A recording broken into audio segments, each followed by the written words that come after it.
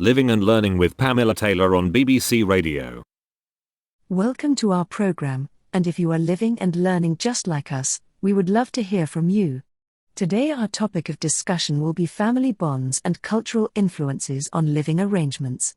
With me here in the studio today I have an anthropologist, Dr. Chris Davis, who is going to contribute with his expertise on the matter. To take part in our program, you can call us at our usual number, 0800 999 888, or WhatsApp us at 89665.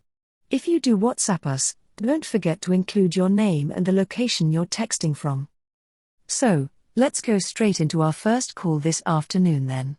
James Evans from Bristol is on the line. Good afternoon, James. Good afternoon to you too, Pamela. So tell us a bit about your upbringing, your family, and if they have influenced your current living arrangements. Well, I come from a quite traditional British family. My parents live down south and we see each other at Christmas, or whenever I can get down there. I relocated here because of my current job. I'm currently living in a detached 3-bedroom house, with my wife and daughter. Would you consider moving house just to live closer to your family? Well, to be quite honest, I think it works better this way. Don't get me wrong, I do miss them very much, but I get to see them whenever I want, and we get on better that way. And my family doesn't mind that either. They brought me up to be an independent and confident bloke. I think they're proud of me for that. Is that something bad? I'll let our expert answer that. No, not at all. In fact, I would say that most British families would agree that living too close together or all under the same roof would be a nightmare for them.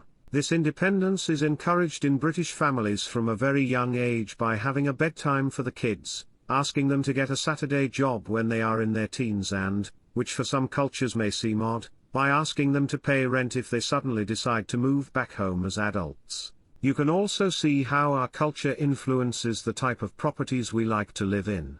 When given a choice, most of us will opt for detached houses as we do like our privacy and independence. Interesting. So, it looks like you have nothing to worry about there, James. Thank you very much for your call.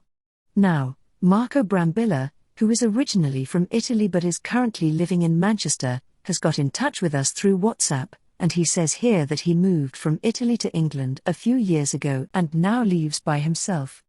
He says that back home he used to live with his parents, grandparents, older brother, sister, brother-in-law and nephews in a spacious villa.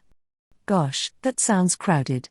He says here that he does miss his family and that they constantly make him feel guilty for having moved away, but he does like the peace and quiet he has here in his 1-bedroom flat. He finishes the text by asking if he should feel guilty for leaving his family to follow his dream. What do you think, Chris? No, guilt is never a helpful feeling. Keep in mind that, although Italy is a country known for its strong family ties and traditions, efforts have been made towards changing the way they live. There was even an incident in 2007, involving the then economy minister, Tommaso Padoa-Schioppa, calling adults who still live at home, bambiccioni, big babies, in an attempt to change this mindset. The Italians were not pleased with him. In fact, research shows that 31% of Italian adults still live with their parents. Mind you, Italian families don't see these close relationships between relatives as something that takes their independence away, but they mostly see it as a way to cooperate with each other. In the north of Italy especially, it's quite common to see multiple generations living under the same roof. The grandparents help to raise their grandkids and then, as they become more fragile and weary, the same grandkids take care of them. It's quite amazing to see actually. Very interesting stuff in our studio today. So, no need to feel guilty there, mate. Our last caller of the day is on the line. Her name is Anya Patel and she is calling from Chichester in the south of England, but she is originally from India. Good afternoon, Anya. Hi guys, well, my situation is a bit more complicated. I have been living in England for 6 months now, but I'm moving back home next week. Due to financial reasons, my family and 15 relatives live in a very small house over there. I was offered a very good job back in India and can now afford my own place, but I really would like to live on my own for once. How do I break the news to them? Gosh, that's a tough one, Dr. Chris. Historically, India is a country where the typical household is formed by a giant extended family, cramped into 2 rooms, due to economical and cultural reasons.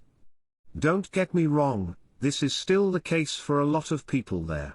However, this picture is changing. In fact, a government survey found that only 10% of the capital's population now live in extended, joint families. The housing sector is constantly growing and developing, as is the country. But going back to your question, Anya, I think we would have to talk a bit more specifically about your family values, culture and mindset in order for me to be accurate in the advice I give you. Please, feel free to get in touch with me via email. In general, I would say we shouldn't feel pressured into living with anyone if we're not comfortable with that. Of course, this may have some consequences, and some people might not understand it. Well, there you have it.